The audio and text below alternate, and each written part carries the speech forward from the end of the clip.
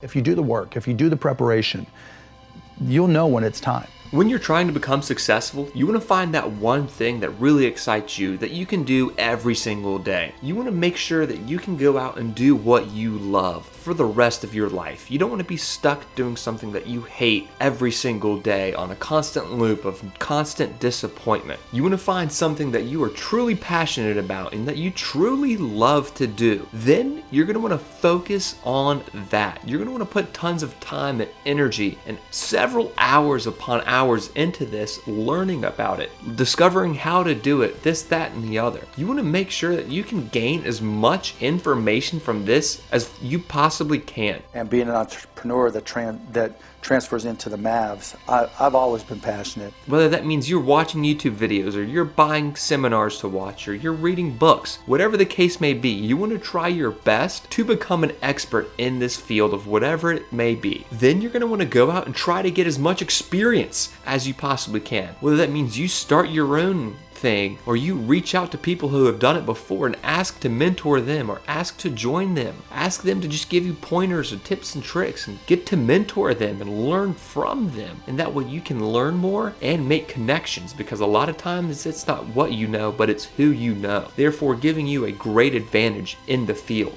You know, there's nothing you can do about it. You think for a second, is there anything I can change?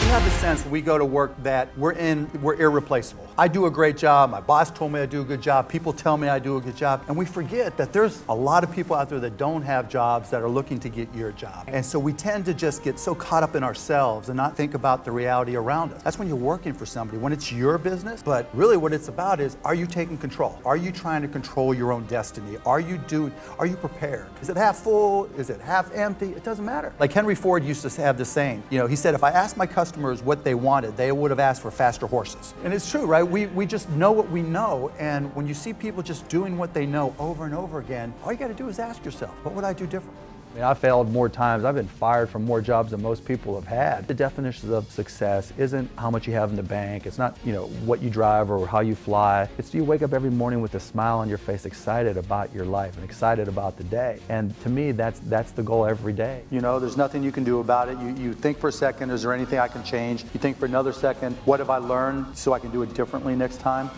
And then you move forward and say, what are our options? Or you have to re-earn your business every single day. You have to look to see whether or not you need to reinvent your business every day, because there's someone out, there's some 12-year-old, 8-year-old going to UT, SMU, all these great things I just talked about, this great talent. Stay ahead, whether it's the MBA or any of my companies. I have to keep on moving forward. Passion I've always had for business and being an entrepreneur that transfers into the Mavs, I've always been passionate. Some people thought, it's more OCD than anything else, which I think is a great trait for an entrepreneur. When I mentioned the stamp business, I would stay up till 3, 4 in the morning, even though I had to get up and go to school, and read Lynn's Stamp News and Scott's Stamp Journals and have them all memorized and use that to give myself an edge. Even when I was in college, I'd be in the library reading business books and just looking for business biographies and just reading all I could about business. When I had Micro Solutions and I started with no money, I'd pull all-nighters in front of borrowed computers, teaching myself software and how to program.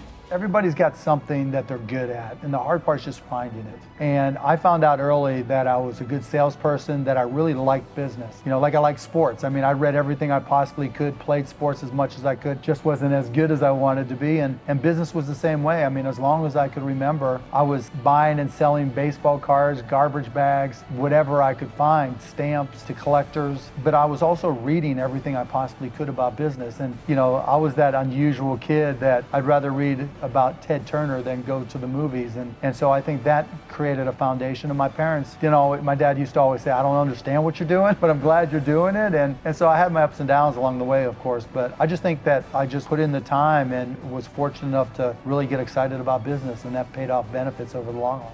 Personally, I think every time is a perfect time to start a business. There's no bad times. If you do the work, if you do the preparation, you'll know when it's time. And it doesn't mean that it won't be a little bit scary, but you don't have to quit the daytime job if you don't don't feel all that comfortable, and you can give it a run at night. But whatever works for you now with the internet, you've got all the choices in the world, and you can just go out there and do your own thing and you know, set up a business part-time. One of the big things that all startups do is they lie to themselves over and over and over. Mine's faster, mine's cheaper, mine's better, mine's this, mine's that. No, it's not.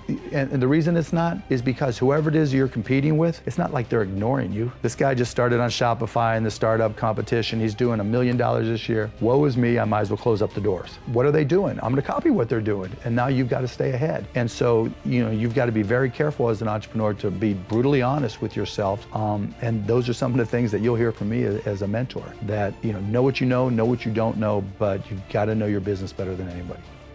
Thank you all so much for watching this video. If you liked it, please hit that button. If you haven't already, hit the subscribe button and go ahead and throw a comment in the section down below for us.